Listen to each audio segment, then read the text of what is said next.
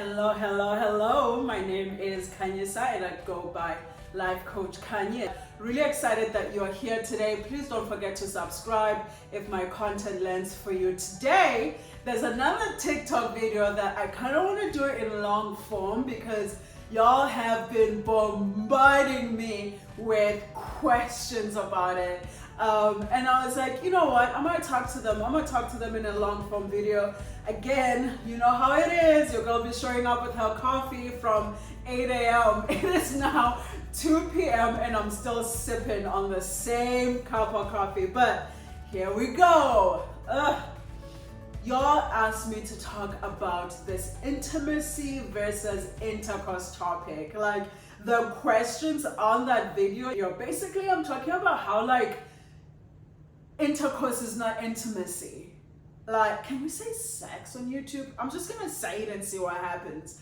And a lot of you have been like, we get that. So I'm going to start by going deeper there because some people are like, well, let's flip the script, coach. Let's flip the script to intercourse is amazing, but there is no intimacy. Or intimacy, no, this is how we flip the script. We have intimacy, what we don't have is intercourse. And a man asked me this one. Oh my God, when I saw this man's question, I was like, whew. He said, can you talk to those people who are amazing? Here's the word, he's like, who are amazing at intercourse, but they are just simply emotionally unavailable. So this video, we are going to talk about all three. Set my coffee first. This is Oliver, he's looking at me, who are you talking to? But the first thing I want to address is this intimacy without, intercourse without intimacy. It's like so many words. I have ADD. I have ADD. Okay, I need my hands to talk. So when you have intercourse, the act of being in that vulnerable space with someone can make you feel that there's intimacy there. But if you've been in this situation, you'll realize that after that moment, there's nothing. There's a big emptiness. Your emotional needs are still not met. So what you have is intercourse, which does not necessarily translate to intimacy. It can when you do have intimacy, when you do have that emotional connection with someone. But it sometimes can be missed when that's all you have. Listen, I get it. Relationships need intercourse. You have to have that. But it is not supposed to be the anchor of your relationship. It is not supposed to be the thing that keeps you together. Because once it's done, what happens those days when you don't feel like it? What happens those days where you just want to be held? You don't want to be touched. You don't want to be felt up. You don't want your clothes off. You just want someone to hold you. And this person you are in a relationship with is not able to give you that. What happens those days where you just want to talk? You just want to open up and share and invite them into your emotional space, and they are just simply not able to give you that. What happens in those days where you want them to talk, where you want them to invite you in their emotional space? They just can't do it. What you have is a moment after moment that you can cling to, but it passes. And when that intercourse moment passes, when the sex, however amazing the pleasure, however amazing it is, when it passes, what do you have? Now, if you're okay with that, then high five, I'm all for it. I am all for it, but you have to be honest with yourself. I'm itchy. You have to be honest with yourself. Is it enough? Is it enough to keep me engaged? Is it enough to keep me coming back? Because if it is, then good for you. Is it what I need right now? Some people are just empowered by that. Some people don't need more. And I am not some people. I am not some people. I need more. I know that about myself. And there have been times where I couldn't give more. I'll give you an example, and I think that's like such a beautiful segue to the intercourse is great, but the person is just not emotionally available. When I moved to Thailand, I was living in the Philippines, and the relationship ended. I was in Thailand. I had a rebound situation, and they wanted more. They wanted a relationship, and it was so funny because not haha funny, but funny now that I think about it, because they looked at me and they said, I want more, but I can tell that you're not emotionally available for more. And I said, I'm not. And weeks went by, they kept asking for more, and that exhausted me. It exhausted me to be asked for something that I cannot give. I was in pain. And when I look back at what I was going through at that time, I probably should not have. If I wanted to just like, have intercourse, I should have done that with different people, have that experience, be empowered in that way. But the mistake that I made, I won't slut shame, the mistake that I made was just like be with one person quickly after. And it really took a hit on me because I was like, I'm just going through this. And it took a hit on her as well because she wanted something more than what I could give her. And even though she knew I couldn't give her that, she wanted it. I want you. And that doesn't speak to me being like a good person to be in a relationship with. That speaks to me in terms of being, compassionate. And I was her first like female relationship. So there was a lot of complexities going on for her as well. But the only thing that I could see was my pain. And because of that pain, I ended up hurting her because I couldn't give her what she wanted, and hurt people. If you want more of the story, it's in my book.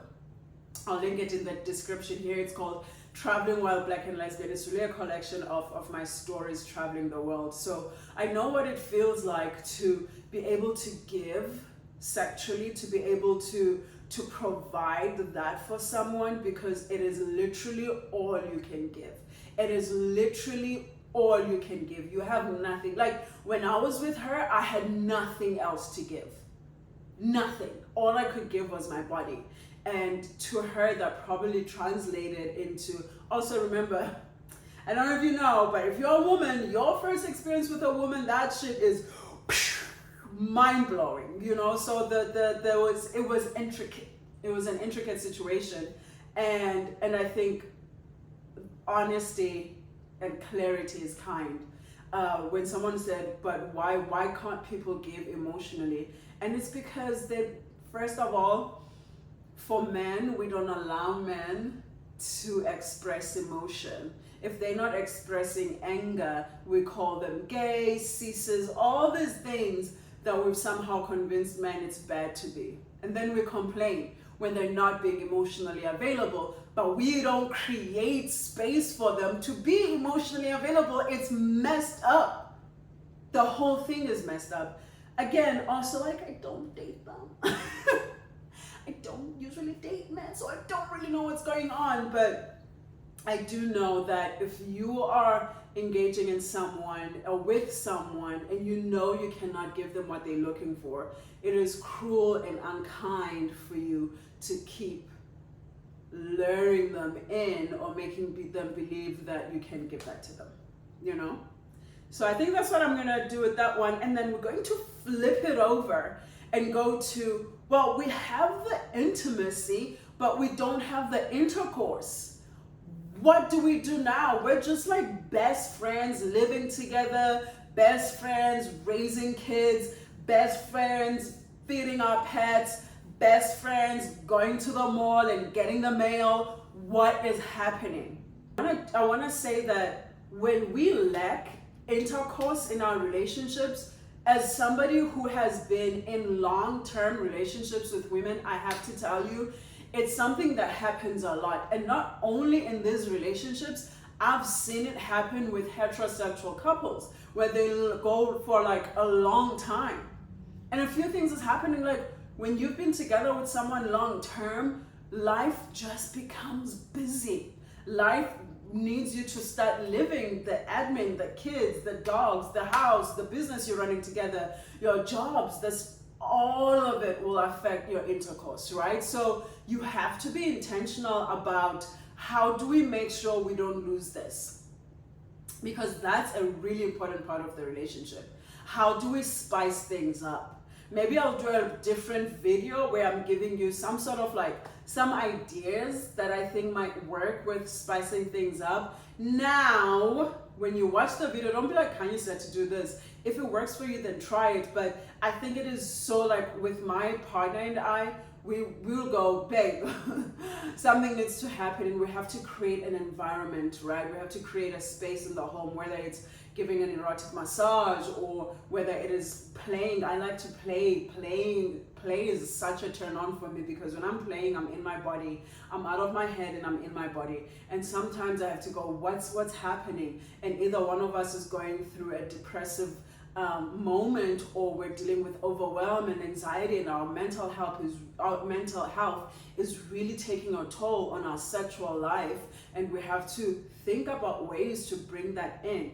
There are some creative things that you can do to bring back that intercourse, that sexual intimacy, that physical intimacy in your relationship, but it cannot be a one-person issue. It cannot be just you trying to fix it.